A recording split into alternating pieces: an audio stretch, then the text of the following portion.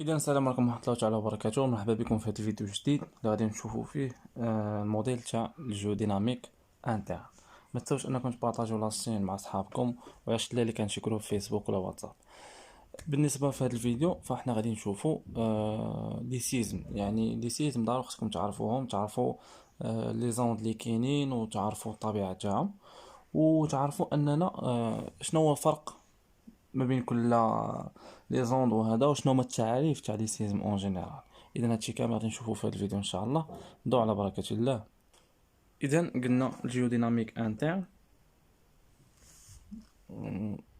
اذا قبل هادشي خصنا نعرفو بعدا لي روش كي كونستيتيي لي كروت، سوا لي كروت كونتينونتال ولا لي كروت اوسيانيك. اذا اللي خصنا نعرفو قلنا هما لي روش. بالنسبه لي روش عندنا اول حاجه لي روش بالنسبه للكروت كونتينونتال.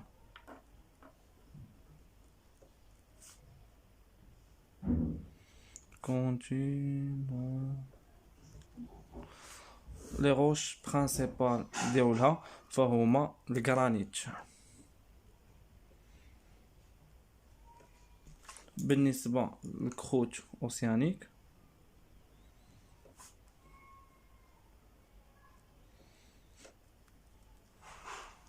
فعندنا البازالت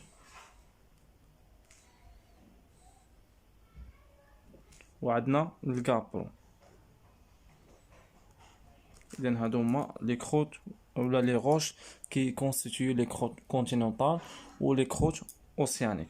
بالنسبه لواحد الحاجه اخرى خصنا نعرفوها قبل ما نشوفوا لي سيزم، هي ان لا بارتي سوليد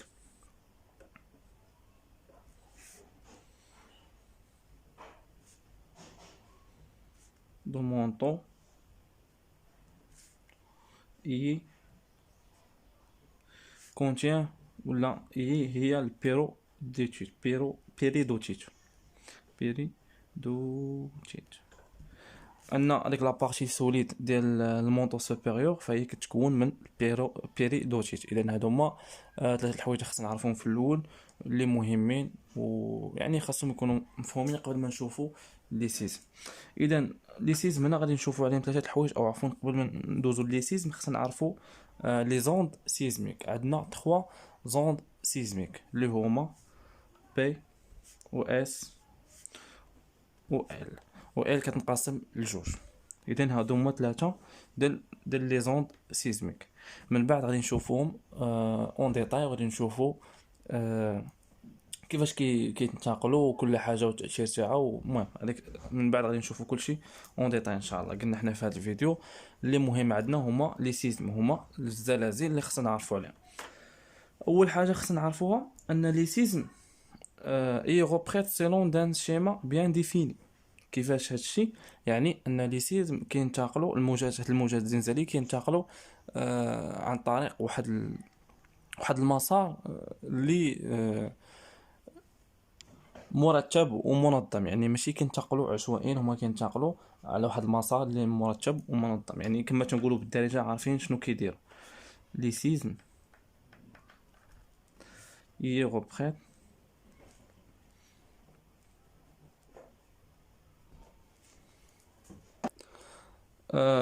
قلنا ان لي سيزم يغوبريت سيلون دان شيما بيان ديفيني. روبريت سيلون ان شيما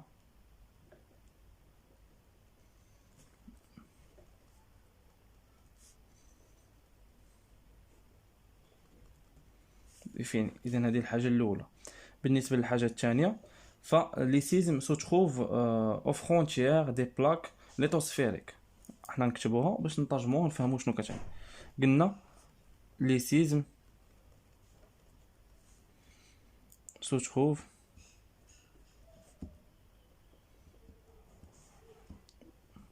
aux frontières des plaques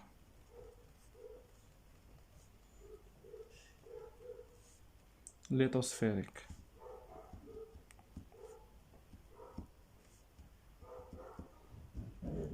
يعني شنو قلنا لي سيزم كيتواجدوا في الحدود. هاد لي فرونتيير كتعني هي في حدود، يعني الحدود ديال الصفيحه القاريه. يعني هذيك ما بين الصفيحه القاريه والصفيحه المحيطيه، تما فين كيتواجدوا داك لي سيزم ولا داك الموجات الزنزاليه، ولا هذاك هو لا سورس ديالو. اذا وثالث حاجه هي ان لي سيزم سو تروف دون 3 كلاس. يعني نقدروا نقسموا ان لي سيزم تقدروا تقسموا على ثلاثه المراحل. كاينين ثلاثه حنا غادي نشوفهم دابا. قلنا لي سيزم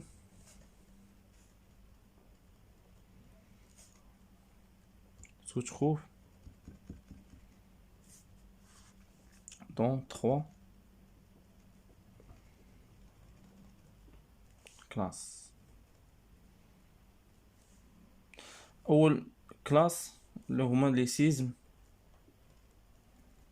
سوبرفيسيال.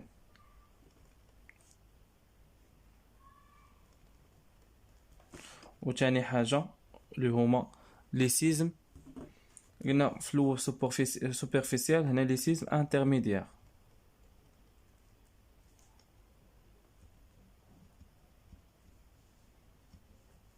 وثالث حاجه اللي هما لي سيزم بروفوند.